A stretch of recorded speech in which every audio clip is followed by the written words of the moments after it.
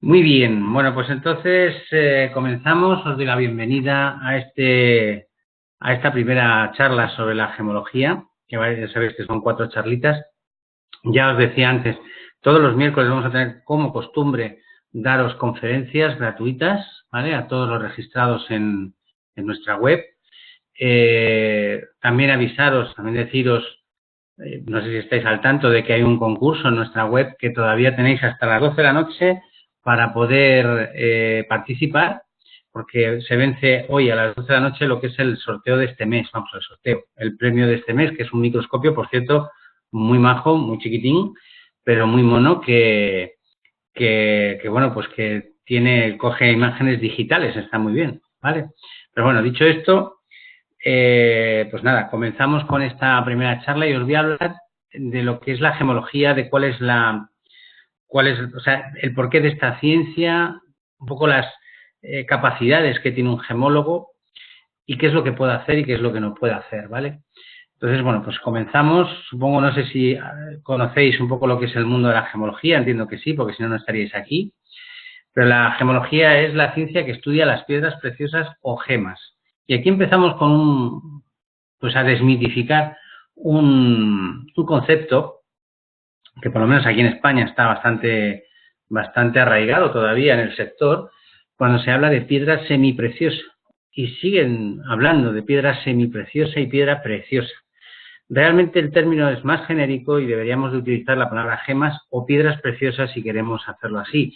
Lo de semiprecioso o precioso realmente es un término que aquí, por lo menos en España, era más bien pues con carácter de fiscalidad, ¿no? O sea, el hecho de que a una piedra preciosa pues se le cargaba un impuesto mayor que a una piedra semipreciosa, ¿no?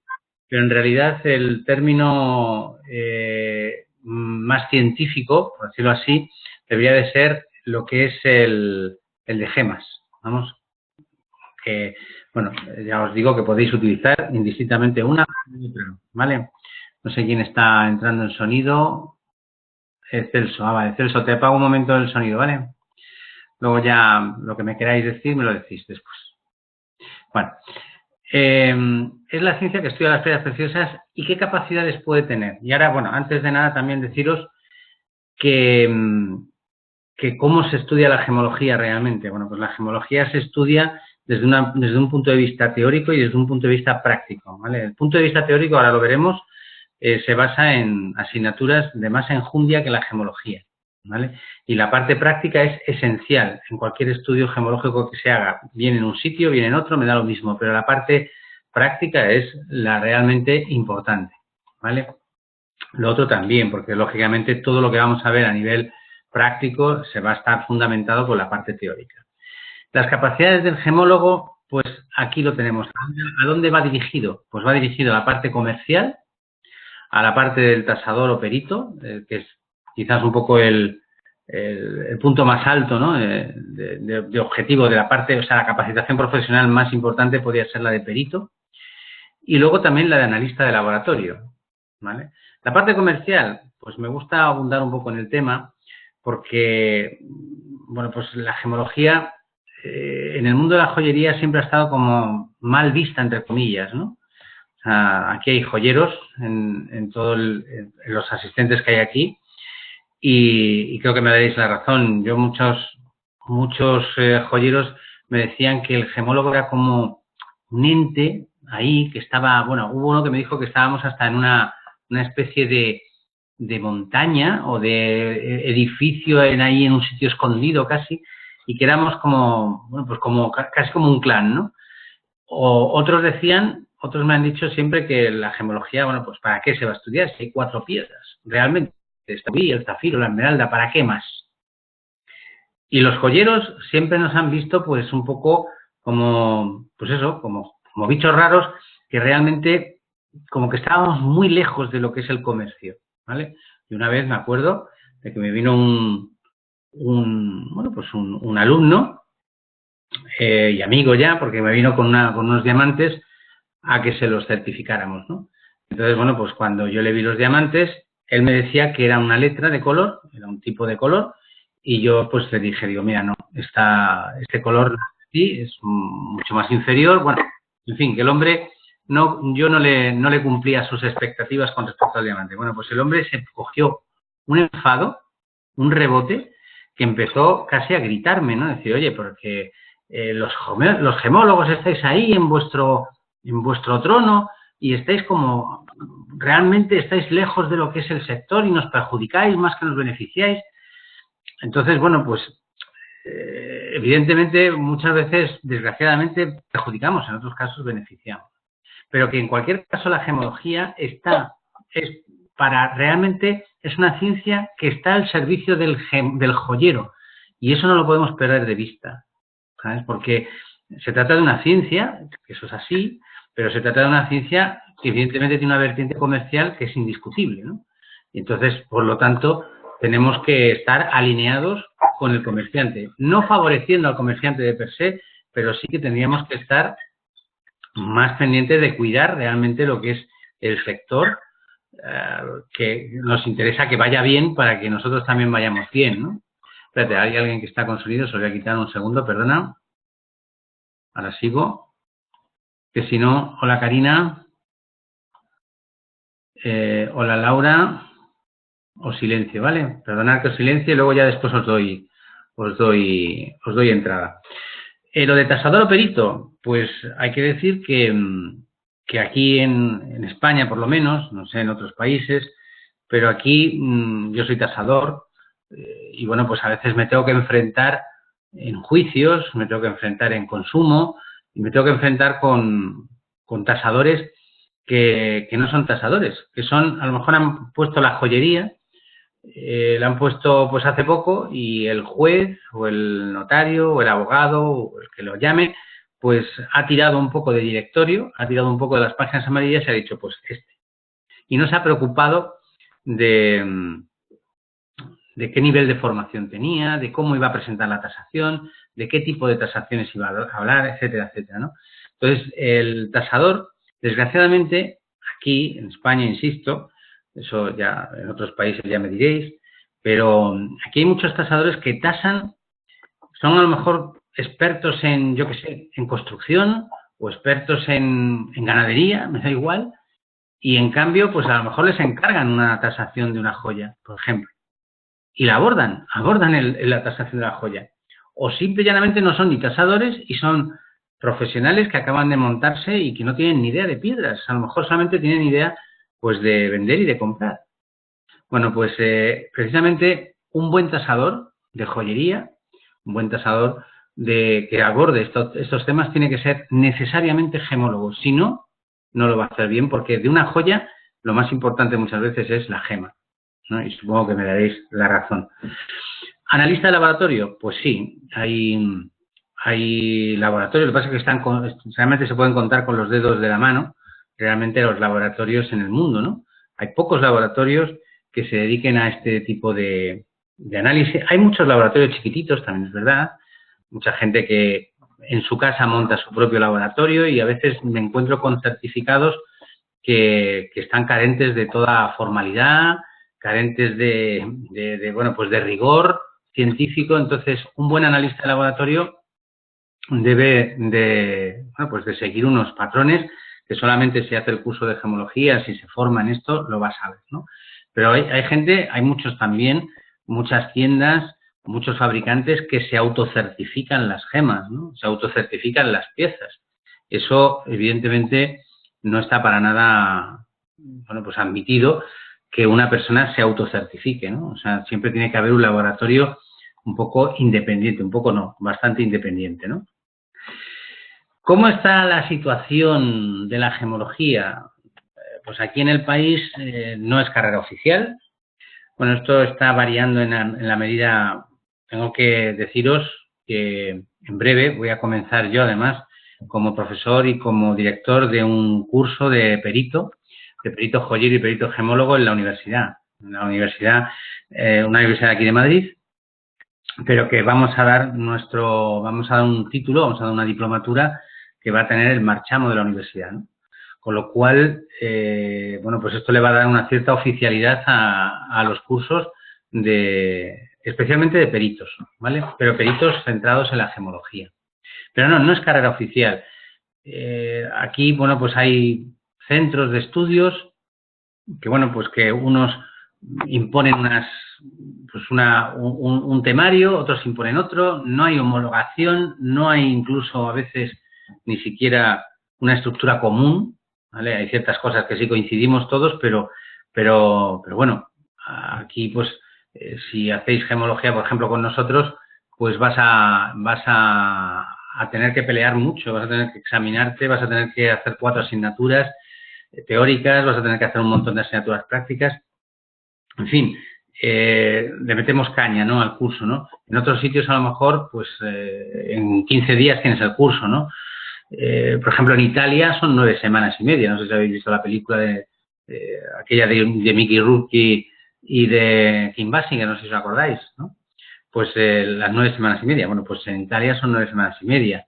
En Francia son 3 años, pero 3 años de una forma bastante particular, ¿no? Yendo muy pocas veces a clase, solamente 2 meses a clase, bueno, en fin, que no hay, a la postre no hay homologación oficial.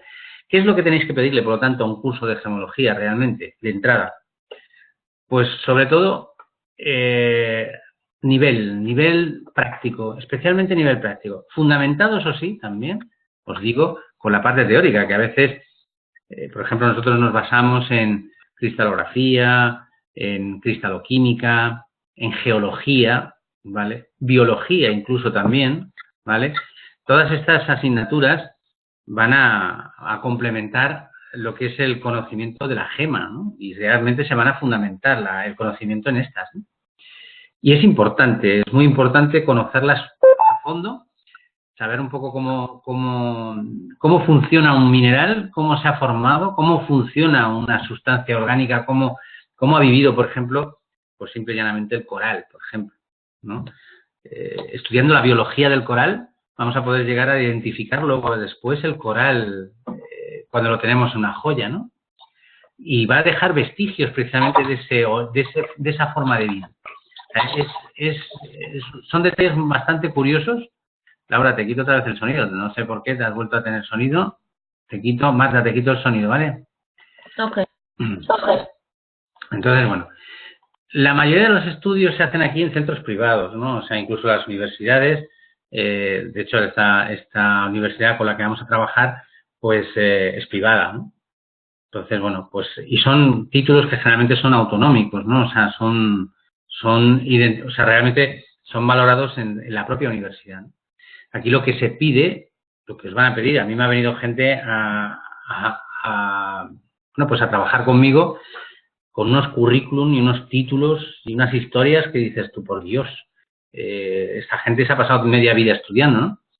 Y vale, muy bien, puede ser, pero realmente lo que le interesa a un joyero, lo que le interesa a un laboratorio, lo que le interesa a cualquiera que se dedique a esto, es coger, pues, esta gema, por ejemplo, ¿no? Y que me digas con lupa, pues, ¿qué es? Me digas si está tratada o no, me digas si es sintética, me digas si es natural, me digas, y si es una esmeralda o es un rubí, un zafiro, que me digas lo que vale. O por lo menos, qué valoración, qué calidad tiene. Eso es lo que nos va a interesar. Entonces, a mí no me vale que me digas, no, pero ojo, yo no tengo ni puñetera idea de hacer esto que me estás pidiendo, pero soy titulado por no sé bien, por no sé cuánto. No, a mí eso no me vale. ¿Vale? Y de hecho, hay que pensar que la gemología, al final y a la postre, esa primera parte que os he dicho comercial, esa es realmente la importante, desgraciadamente. O sea, a mí me gusta la ciencia y, bueno, mi tendencia es más científica que comercial. Vamos, me gusta más. Me he dedicado a investigar, me he dedicado a escribir libros, he hecho un montón de cosas.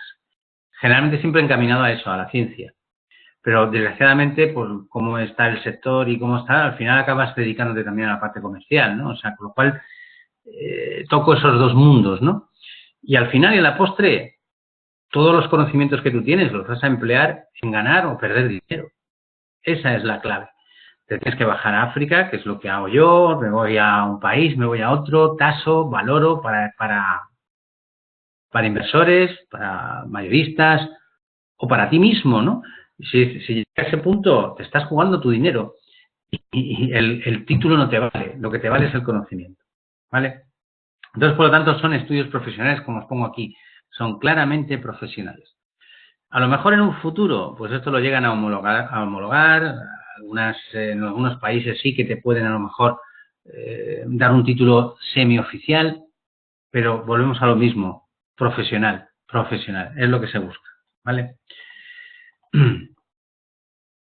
¿Por qué estudiar gemología? Pues porque hay muchos joyeros y muchos, bueno, yo trabajo con mayoristas que llevan toda su vida vendiendo diamantes, toda su vida.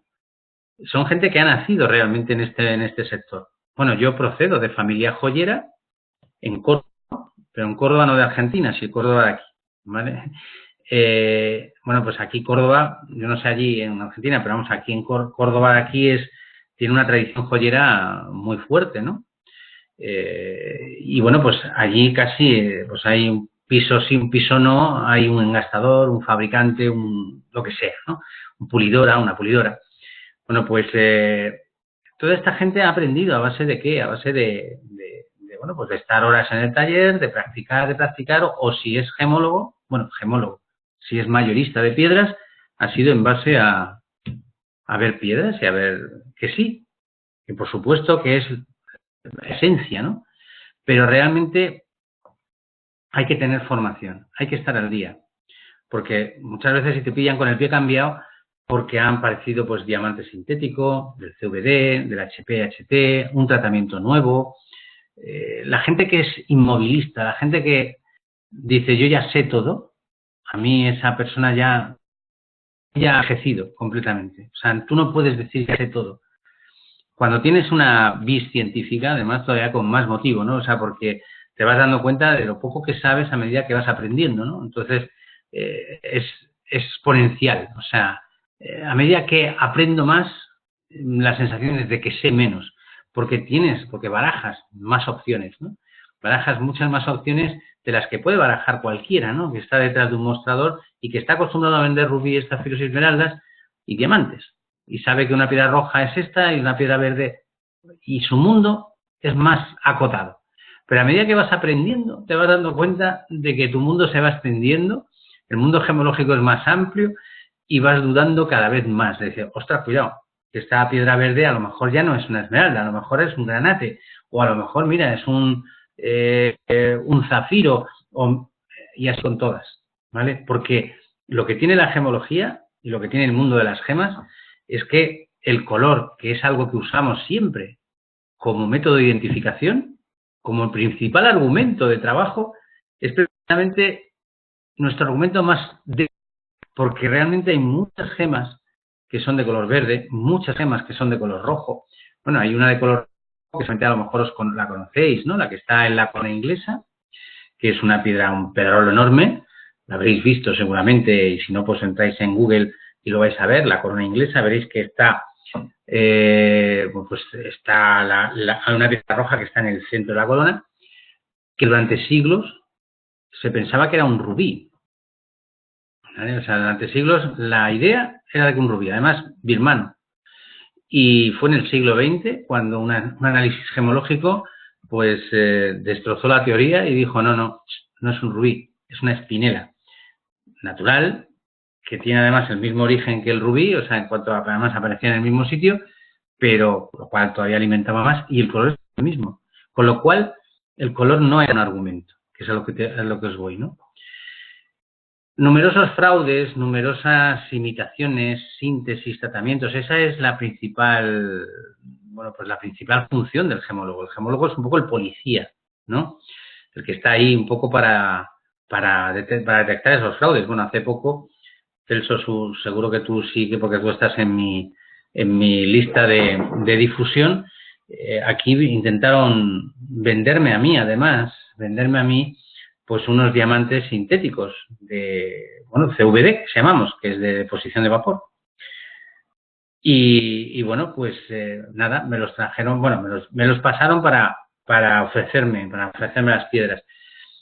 Y claro, rápidamente, pues de hecho además en el certificado ya, aunque decían que no tenían el certificado en papel, pero sí que teníamos el número y por el número podíamos sacarlo, ¿no? Y entonces eran diamantes sintéticos, hechos en laboratorio. Entonces, aquí yo entonces después avisé a todo el mundo y dije, cuidado que esto, y efectivamente luego hubo gente que me dijo, oye, me han intentado vendérmelo a mí, gracias, porque estábamos ahí, pensábamos que era natural y cuando vimos tu información dijimos, ostras, esto es un fraude. O sea que estamos un poco ahí, bueno, en mi caso es un poco especial porque tenemos esta difusión, pero que realmente sería un poco la misión del gemólogo, la principal es esta. Yo, por ejemplo, soy muy feliz gemológicamente hablando y científicamente hablando cuando aparece algo nuevo, alguna síntesis, alguna triquiñuela que además a veces son para aplaudir, ¿eh? O sea, yo por lo menos a veces veo imitaciones que dices, joder, si es que el tío se la ha currado tanto que es que da pena haberle pillado, ¿no? Porque se la ha currado, ¿no? Es como los robos estos tan organizados y sin violencia. Y luego es importante nuestra labor, la labor del gemólogo que es capaz de diferenciar un rubí, por ejemplo, o un zafiro o una esmeralda y saber de qué país procede. Para lo cual se tiene que basar en la geología, ¿vale? Yacimientos, la génesis, va a ser nuestra principal arma de defensa, de trabajo. Por lo tanto, por eso es lo que os decía antes, de que la geología era una de las ciencias en las que nos aposentamos, en las que nos apoyamos, ¿no? Y precisamente esa identificación además es muy curioso porque solamente lo hacemos con este aparatito, ¿vale? Los que me conocéis sabéis, bueno, además está en mi lupa que está muy cascada, como veráis, tiene 30 años ya la lupa esta, pero bueno, para mí es la que mejor funciona. Y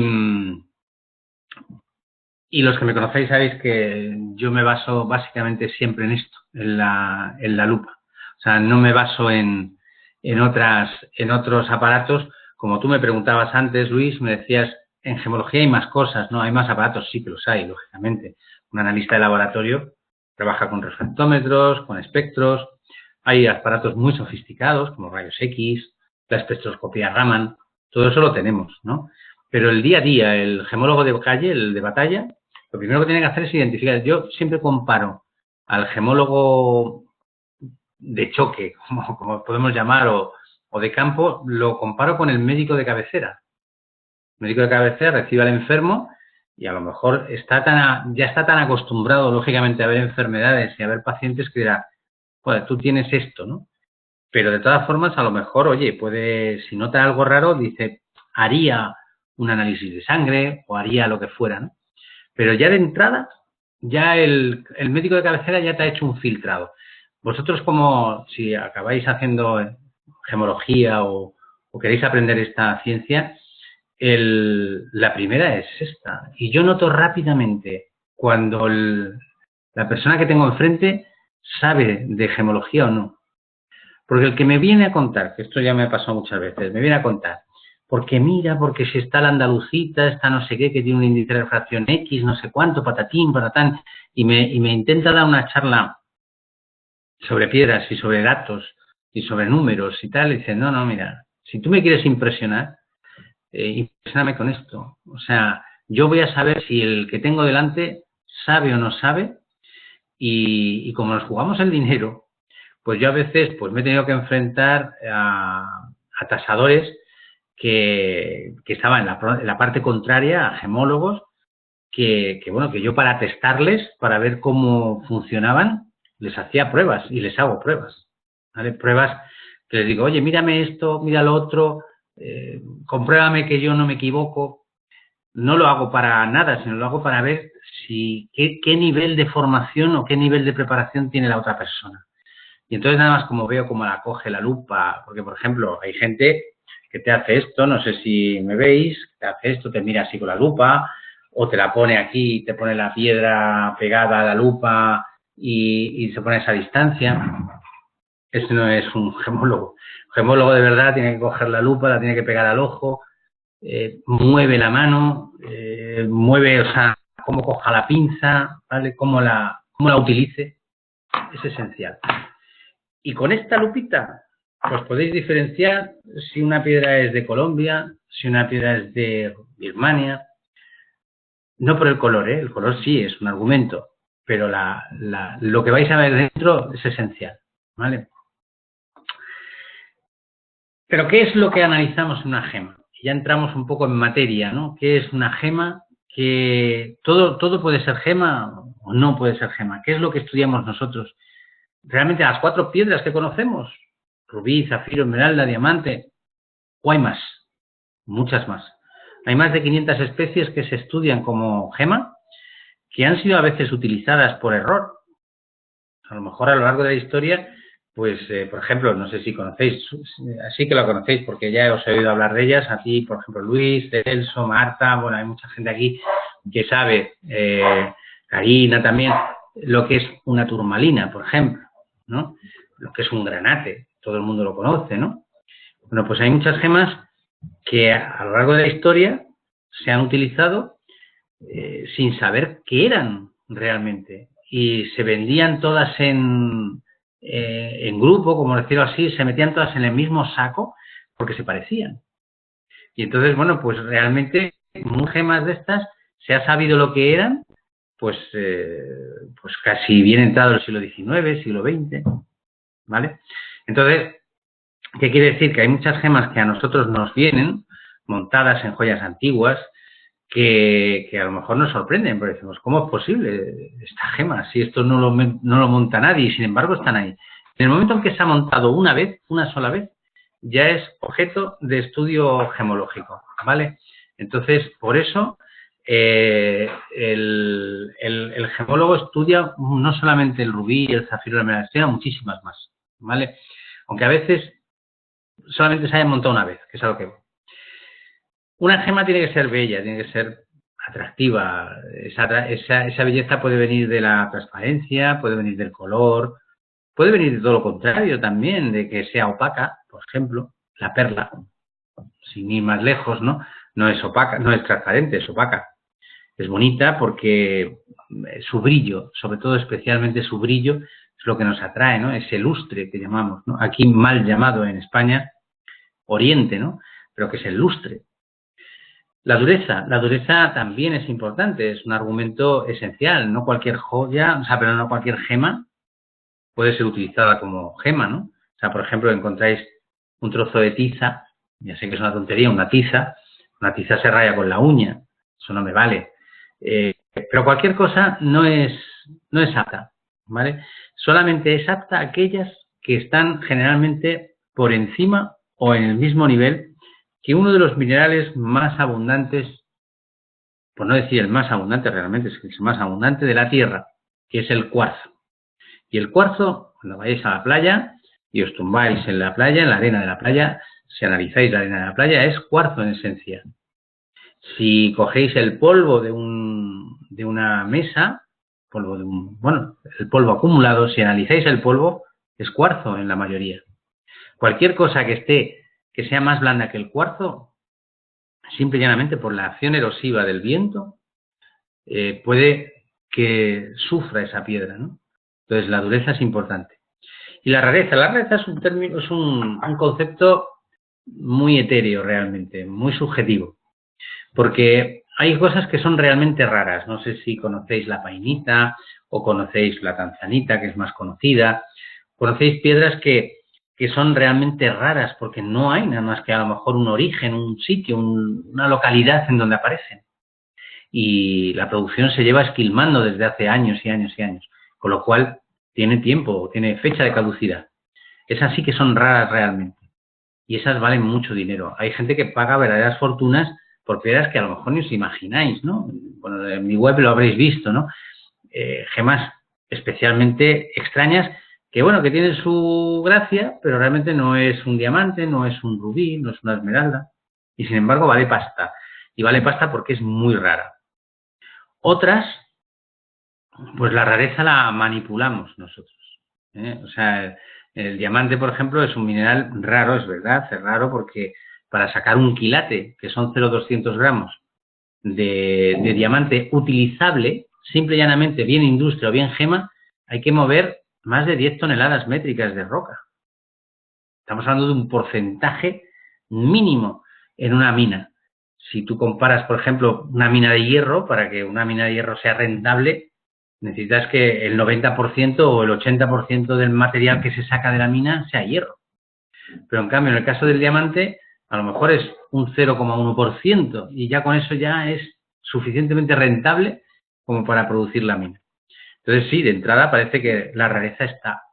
es obvio, ¿no? Es un mineral difícil de encontrar en una mina. Pero sí es cierto que hay muchas minas, hay muchas zonas productivas y además los esfuerzos que se hacen por buscar fuentes alternativas, sí que se hacen porque realmente está justificado. Está justificado que una mina sea rentable incluso con poquita producción, ¿entendéis?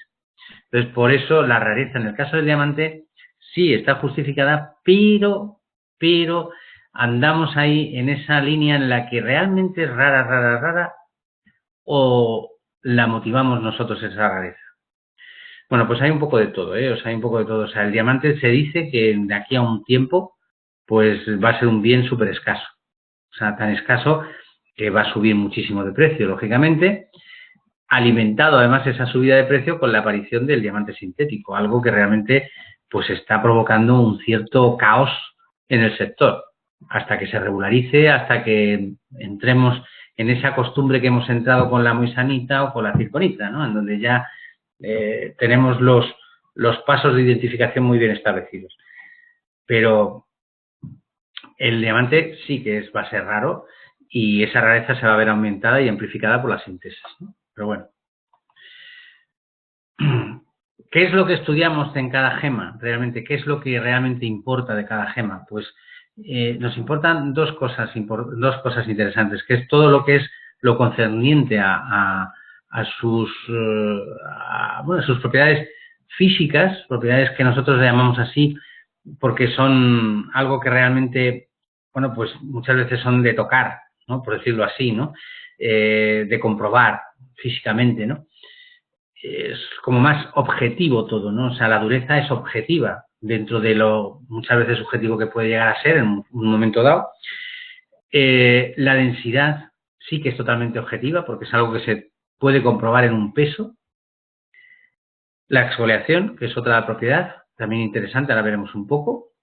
Y la fractura. Todo esto son propiedades que podemos comprobar físicamente, podemos comprobar pues o bien por un golpe, o bien por un peso, o bien por una rayada, un rayajo, ¿no? Y además, precisamente ayer me comentaba una compañera, una alumna, en la conferencia de ayer, me decía que le había llegado un señor que le estaba pidiendo permiso porque esta muchacha, aparte de ser gemóloga, trabaja en una oficina de empleo, entonces tiene que sellar las cartillas del empleo, tal, ¿no? Y este muchacho le pedía permiso para que pudiese irse de viaje él a África, en este caso, porque era gemólogo, bueno, eso decía él, que luego no lo era, y que iba a comprar diamantes. Y que la máquina que llevaba para detectar diamantes, que eso ya es que me llegaba al alma, era una lima. Entonces dices, ¿cómo te puedes ir a África a comprar diamantes con una lima? Por favor, es que en el momento que te vean allí, es que van a ir a por ti, van a ir a la rodilla, ¿no? Seguro. Y es lo que hacía él, era poner en práctica el argumento de la dureza. Esto, por favor, las propiedades físicas, nunca un gemólogo puede ponerlas en práctica, salvo la densidad. El resto no podemos practicarlas. Antiguamente, los gemólogos que había, pues llamarles de alguna manera, bueno, ojo, yo tenía un gemólogo, un compañero, que cuando yo iba a dar un curso, él había pasado antes por esa provincia y había dado otro curso. Y las técnicas que tenía él eran súper agresivas. Decía, mira, para saber si una perla es perla o no, la muerdes. Para saber si es un diamante o no, lo rayas. Para saber si es moisanita, una imitación, o es diamante, la quemas con un mechero. Y ya que más cosas, y dice, si es el coral, te lo pasas por la frente. Y digo, bueno, vamos a ver, o sea, este hombre, un gemólogo que haga prácticas agresivas nunca puede, no puede prosperar, porque tu gema que estás analizando que no es tuya, a lo mejor es una porquería de gema, pero es del cliente. Y el cliente te puede meter una demanda por una circonita, por un vidrio, te puede meter una demanda de la más tonta y desgraciadamente al final tienes razón. Porque tú, si vas a hacer alguna prueba agresiva, tienes que tener un permiso por escrito, ¿vale? Esta, por ejemplo, es la escala de la dureza que usamos, es el nivel que estos son 10 minerales que usamos. Utilizamos una tabla que es relativa, sea, no son valores absolutos. Un valor absoluto quiere decir, por ejemplo, el peso es un valor absoluto. Decimos que pesa 9 gramos, por ejemplo, ¿vale? Eso es absoluto, no hay lugar a dudas. Cuando decimos que el corindón tiene una dureza 9, pues estamos diciendo que es más duro que el 8 y menos que el 10. Y solamente comprobando, rayando uno y otro, podemos determinar que está en ese nivel del 9. O sea, tú fíjate que de valor absoluto no tiene nada. Es totalmente un valor relativo. ¿Relativo a qué? Relativo al diamante y relativo al topacio en este caso, ¿vale? O sea, no son valores absolutos. Existe una forma de valorarlo absolutamente, pero no es el caso del gemólogo normalmente el que trabaja con esto. Nuestro nivel es el cuarzo, ¿vale? El 7. Todo lo que está debajo del cuarzo, hay algunas que se usan como gema. Por ejemplo, esta de la ortosa sí se usa como gema. No sé si conocéis esta piedra, la voy a poner. ¿Veis qué bonita es? A ver si os gusta. A lo mejor la conocéis. Si la conocéis, bueno, si consigo que la veáis, pues voy a poner una lente delante. ¿Os suena? No sé si os suena. Podéis escribir. Mira el movimiento que tiene ahí de luz. Bueno, va a estar, si la conocéis lo ponéis, ¿vale? Pero vamos, no voy a esperar a que me lo digáis. ¿Que dónde la pongo? Hombre, Enrique, que no te había visto. La he puesto aquí, mira. En la cámara. ¿No has visto la cámara? Espera. Os la voy a acercar un poquito. Aunque tengo que poner una lente para que la veáis bien.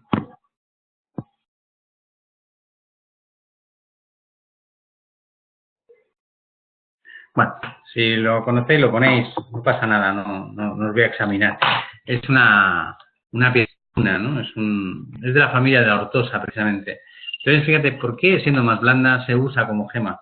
Bueno, pues hay gemas que efectivamente están un poquito por debajo y son utilizables. Pues porque a lo mejor son muy tenaces, porque resisten ya no solamente al rayado, porque la dureza es al rayado, no es a otra cosa, no es a los golpes, ¿vale? Os decía antes, los gemólogos que había antes, os contaba lo de este hombre, pero si nos remontamos a mucho más atrás, siglos y siglos atrás, pues las tropas cuando entraban o las huestes en un conflicto, no en una batalla, pues los ganadores entraban a lo mejor en la ciudad que estaba asediada y cuando entraban pues iban a coger todo lo que valía, ¿no? Y bueno, pues iban buscando también diamantes, a ver qué te piensas, ¿no? Entonces, para saber si eran diamantes, lo que hacían era los pegaban directamente con un martillazo, ¿no? Si se rompían, pues resulta que no eran diamantes, y si no se rompían, eran diamantes. Bueno, pues hay una propiedad en el diamante que precisamente hace que un diamante se pueda romper con una facilidad tremenda, ¿no? Se llama exfoliación. Entonces, imaginaos la cantidad de diamantes que se romperían en aquella época por el desconocimiento, ¿no? En fin, otros, por ejemplo, en la época del Renacimiento sobre todo, las perlas naturales se reconocían pisándolas. Si las pisabas y no se rompían, eran perlas. Y si se rompían, pues era una imitación. No las cultivadas, porque no existían por aquel entonces, ¿no? Entonces, bueno, la perla, por ejemplo, es una dureza incluso más baja que el 6, ¿no? Estamos hablando del 5, 4,5. Sin embargo, es muy tenaz, es muy resistente. Bueno, entonces simplemente para que sepáis un poco, esta es lo de la exfoliación que os decía, que hay muchas propiedades de estas, fracturas, exfoliaciones, que no las vais a poder poner en práctica de forma directa, pero sí de forma indirecta, ¿no? Por ejemplo, esta superficie que ha quedado aquí en esta piedra, en esta gema que está rota a todas luces, bueno, pues esa forma de romperse para nosotros puede ser esencial a la hora de la identificación. Porque esa forma de romperse nos va a dejar unas marcas que, por ejemplo, yo que trabajo mucho en la compra de diamante en bruto, pues como os podéis imaginar, los diamantes en bruto algunas veces están partidos o tienen algún tipo de fractura. Pues para mí es esencial. O sea, es una de las maneras más fácil, más rápidamente, que me ayuda a identificar si se trata de diamante o una imitación, ¿vale? Entonces, la forma de fracturarse, la forma de romperse, si se rompe como este, que es una exfoliación formando escalones, por ejemplo, habiendo una regularidad aquí, pues esto me dice mucho. Esto se llama exfoliación. En cambio, la fractura, que es la típica de cuando se rompe, por ejemplo, muchas veces una botella, me da también mucha información. Y luego también nos basamos mucho en la observación de las propiedades ópticas, ¿no? El gemólogo se basa mucho en la óptica. Aquí es donde los aparatos gemológicos que tú me preguntabas, Luis, pues cobran una especial importancia, ¿no? Porque sí, somos capaces de medir la refracción, somos capaces incluso de medir la reflexión y también la dispersión, ¿vale? La refracción, pues es cómo entra la luz dentro de la gema, cómo se desvía, es como cuando metemos, por ejemplo, un lápiz en un vaso de agua, vemos cómo se desdobla. Esa forma de desdoblarse, pues en las gemas se mide y se da un número. Ese número, pues es diferente en un diamante que en una espinela, que en un corindón. Y también cómo se separa, si se separa en uno, si se separa en dos. Todo esto es medible. Y con eso conseguimos, con aparatos, podemos establecer qué gema es. Por lo tanto, ahí, que te digo, Luis, especialmente tú, porque me lo preguntaste tú antes, pues con ese aparato sí que se identifica muy bien las gemas, ¿vale? Algunas, no todas. Pero también os digo una cosa, todos los aparatos que usamos en gemología se basan en la observación óptica, la mayoría. Y tampoco son valores absolutos, son valores también relativos. ¿Y valores relativos qué implica? Pues implica que influye mucho cómo lo mires, dónde lo mires, en qué posición te pongas. Entonces, el gemólogo se tiene que basar en pequeñas dosis de información, pequeños retazos que unimos, que compactamos y al final decimos qué piedra es. Es muy bonito realmente, ¿eh? O sea, porque claro, si fueran todos valores absolutos, como por ejemplo el peso no tiene discusión. No necesitas ser gemólogo, necesitas ser científico, la metes en una balanza, te pesa y punto. ¿Qué mérito tiene? Ninguno. En cambio, el refractómetro, el espectro, tienen incluso doble interpretación, a veces, ¿no? O son como muy ambiguos, ¿no? Entonces, claro, la ayuda de las inclusiones, con la ayuda del espectro, con la ayuda del refractómetro, al final cohesionamos todo y decimos, campeón, se trata de rubí, natural o de lo que fuera. Entonces, somos un poco como, si conocéis la serie del CSI, ¿no? Y todas estas, bueno, pues lo que hacemos es precisamente pequeñas dosis, pequeños puzzles que vamos rellenando o gran puzzle que vamos rellenando con pequeñas piezas, ¿no? Entonces, es entretenido en este sentido, ¿no? La dispersión es otro valor que muchas veces notamos en la gema, ¿vale? Que es la separación de los colores de la luz blanca en los colores del arco iris, que las gemas lo hacen. Hay gemas, por ejemplo, que son muy curiosas, como la muisanita, que la detectamos precisamente por la aparición de estos múltiples colores, ¿no? Y nos ayuda a diferenciarlo del diamante, es bastante útil, ¿no? Pero depende mucho de cómo te pongas, depende mucho qué luz uses, depende mucho de la experiencia que tengas. O sea, es que la gemología es lo que tiene, ¿no? Que es que al final nos basamos en la experiencia del observador y en los pequeños retazos de información que os decía, ¿no? Bueno, y con esto vale para la primera charla que os quería dar. Entonces, ahora ya os dejo que me preguntéis lo que queráis, justo, porque os dejo un cuartillo de hora para que todas las preguntas os voy a dar voz a todos. Bueno, o quien quiera hacer una pregunta que me lo diga y le doy voz, ¿vale? Le abro su micrófono. O lo abrís vosotros, realmente. Yo creo que lo podéis abrir y me preguntáis lo que queráis.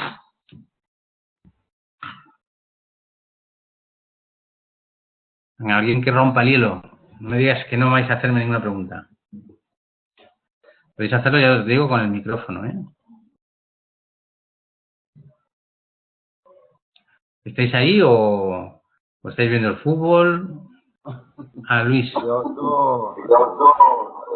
Vale.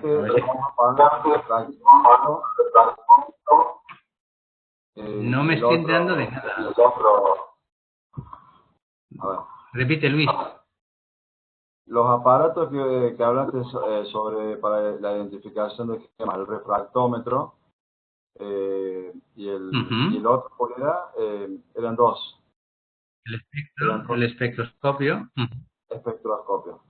¿Esos son aparatos muy grandes o son de un tamaño que se puede transportar, por ejemplo?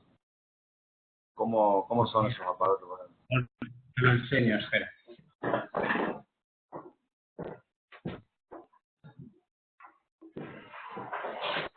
Esto, por ejemplo, es un refractómetro, ¿vale? Son años pequeñitos, el espectro, por ejemplo,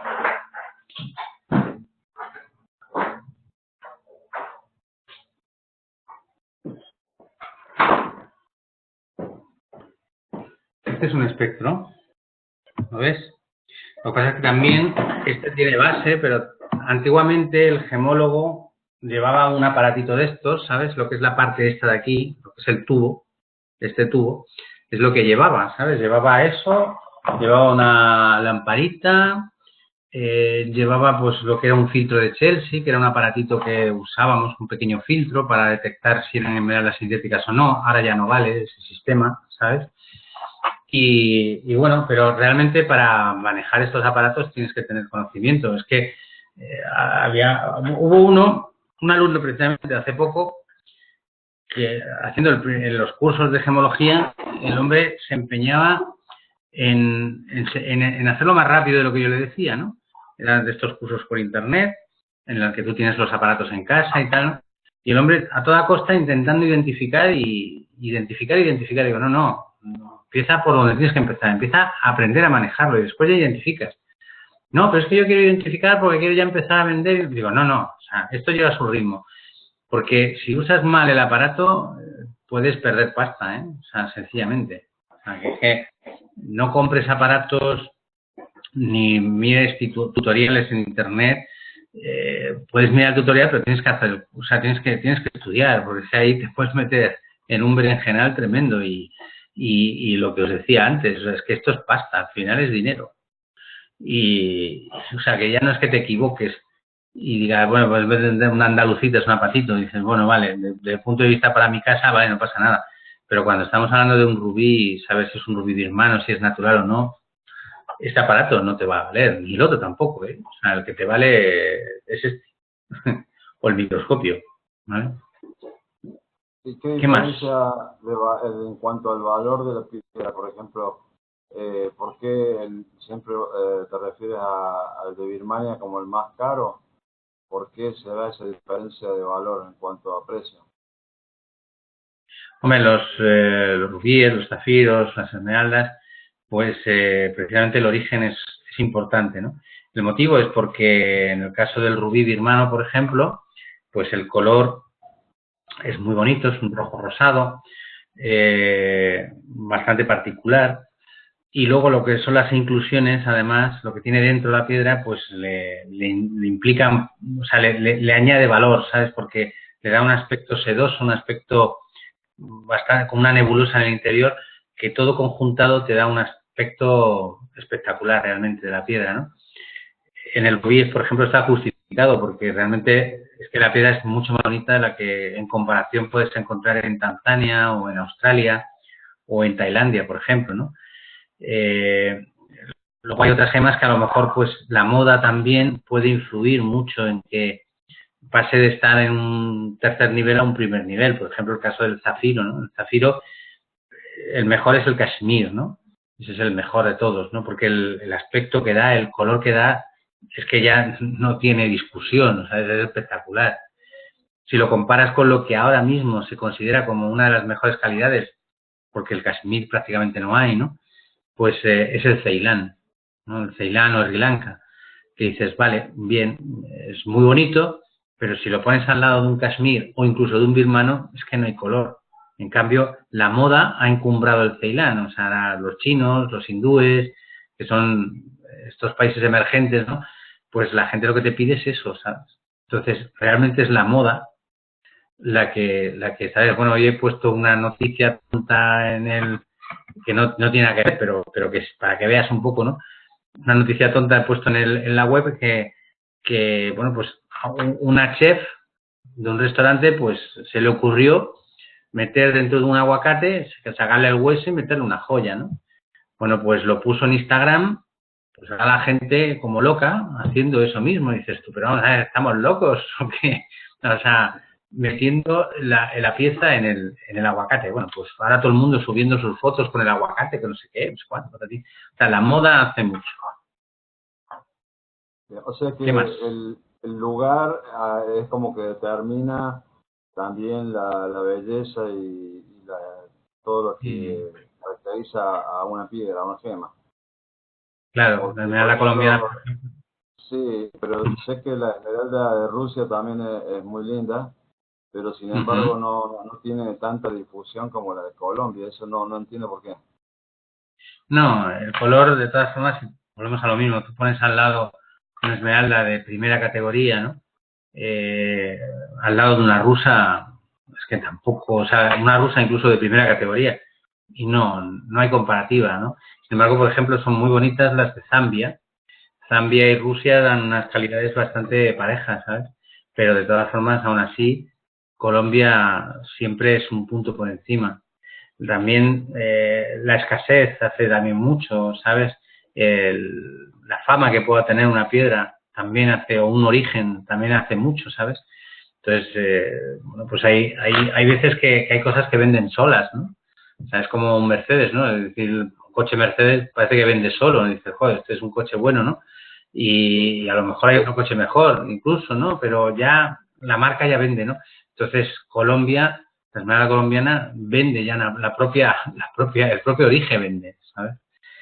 Yo he visto esmeraldas muy bonitas de Zambia que comparativamente con la colombiana incluso la superan, ¿no?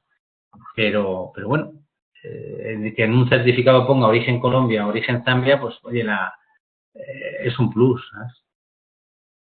En una oportunidad No sé tuve si... una charla con una chica que vendía gemas de Colombia, era colombiana ya, y ella identificaba, por ejemplo, con otras de Costa Rica y de otros países de Centroamérica, donde decía que había esmeraldas de buena calidad, pero que marcaban, o sea, había una diferencia que las identificaba una y a otra, se tenía mucha habilidad para identificar las esmeraldas ella. Y ella decía, no, Sí, esta es de Costa Rica. O sea, con solo verla ya se da cuenta que no era colombiana, que era, por ejemplo, de Costa Rica. Y yo decía, ¿cómo hace para darse cuenta? Porque es una diferencia muy finita hay, la diferencia. hay Como un esmeraldas que ojo se... muy avesado, un ojo muy avesado también.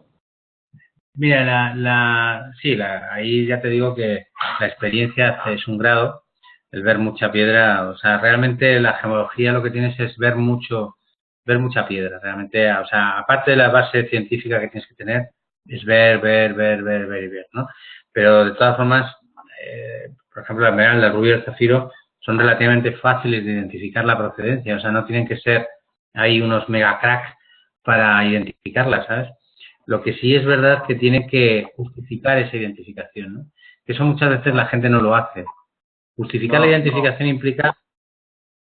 No, lo que te quiero decir es que justificar la identificación implica argumentar el por qué esa esmeralda es colombiana o no es de África o no es de lo que sea, ¿sabes? O sea, hay que justificarlo porque hay gente que también pues esa experiencia que tú dices, ese ojo acostumbrado, pues acabas siendo un poco prepotente, ¿sabes? O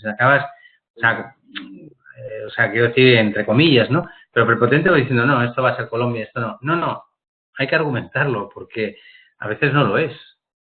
Y claro, o sea, sí, evidentemente que la calidad es un argumento de valor, pero el origen también lo es. Y tienes que argumentarlo, ¿sabes? Y eso hay mucha gente que no lo hace. Exacto, sí, exactamente. Sí, sobre todo en el mundo de las piedras. Bueno, ha sido Sí, sí. muy útil la información. Te agradezco. Sí, me alegro, hijo, me alegro. ¿Alguna pregunta más de alguna otra persona? El feto de Chelsea no, es el feto de Chelsea, Karina. Es útil, sigue siendo útil. Sobre todo, es útil, hay muchos aparatos que usamos en gemología y que realmente simple y llanamente es un dato más. No es definitivo. Antes sí lo eran. Pues antes el ver una reacción a una luz ultravioleta o ver una reacción al filtro de Chelsea o ver una reacción a otra cosa, pues nos resultaba definitivo para decir, ah, esto es esto o esto no es esto, ¿no? Ahora no, ahora esto no es así, porque pasa como los policías y los ladrones, ¿no? Que a medida que vamos descubriendo cómo identificar o cómo detectarlo, pues van ellos haciendo, bueno, pues cogiendo un camino transversal para engañarte, ¿sabes? Entonces, pero lo que nosotros hacemos con nuestros aparatos es, bueno, pues observar, testar, apuntar y luego pues la combinación de información es lo que hace que llevemos a pensar si el sintético es natural o si está coloreado con un elemento o con otro, ¿sabes?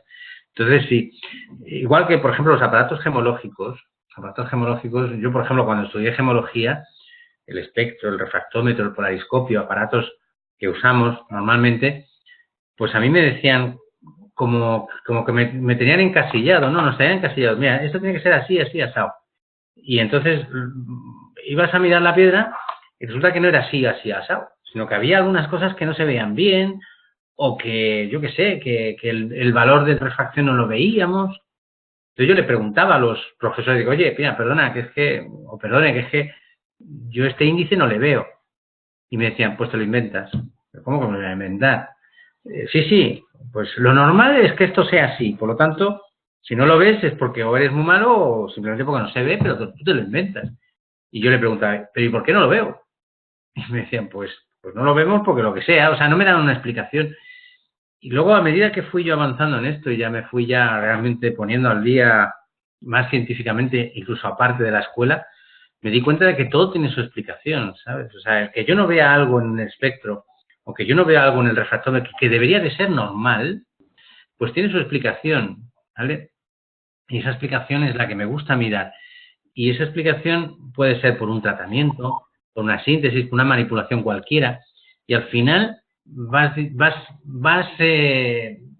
enlazando todos los datos que vas teniendo, ¿sabes? Y el filtro de Chelsea es uno de ellos. Y vas a decir, ah, ojo, esto es por esto, por esto y por esto. Esa parte es muy bonita. Es la que más me gusta a mí de la gemología. Deducir por qué pasan las cosas, ¿vale? ¿Qué más? Más preguntas, más preguntas. El filtro de Chelsea se usa solamente para algunas piedras, o sea, porque yo tenía un amigo que vendía gemas y lo usaba para identificar los topacios, por ejemplo. Los Correcto, sí, topacios sí. se ven con una luz, se ven totalmente diferente con el filtro que Sí, sí. con sintética. Hombre, normalmente se usaba mucho, de hecho se llamaba filtro de esmeraldas. O sea, no se llamaba filtro de Chelsea, se llamaba filtro de esmeraldas. Y detectabas muy bien lo que era el elemento químico que usaban para identificar, o sea, bueno, pues para hacer las sintéticas, ¿no? Entonces el cromo se veía muy bien. Por ejemplo, las piedras muy azules, muy intensas, casi de color zafiro, pero un poquito añiles, esas eran coloreadas con cobalto y eso se detectaba muy bien con este aparato, ¿sabes? Con este pequeño filtro. Pero insisto que ahora ya, pues lógicamente han ido avanzando y estos aparatos son, bueno, pues útiles, pero no definitivos. Ah, por eso se han dejado de usar justamente, porque han salido aparatos más precisos. Sí, sobre todo lo que salen es gemas más estudiadas, mucho más puñeteras, ¿no? Para nosotros, ¿sabes? Pero entonces debe ser que hay un mundo aparte que se dedica a la fabricación de gemas, de imitación de gemas, Sí, sí, que claro, está claro. perfeccionándose cada día, sobre Sí, todo sí. con respecto al diamante, ¿no? Sí, sí, claro, diamantes, zafiros, esmeraldas, en fin, un largo etcétera realmente. Así que nada, hay que estar al día, hay que estar al día o sea, nunca quedarte diciendo ya lo sé todo, porque Sí. es Todos lo los días peor, aprende algo nuevo.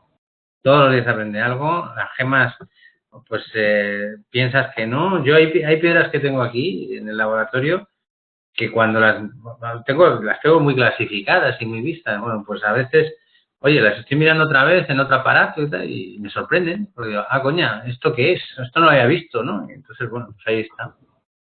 Bueno, eso es lo que apasiona Bueno, de la chicos, gemología. ¿eh?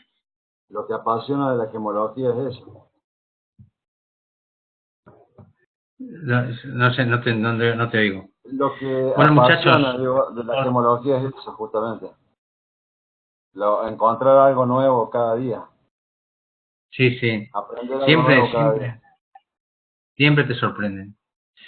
Bueno, chicos, os voy a dejar porque ya me están llamando para cenar, que aquí ya es hora de cenar, así que, bueno, insisto que yo esta clase la grabo y os la mando, ¿vale? Para que la oigáis cuantas veces queráis, ¿vale?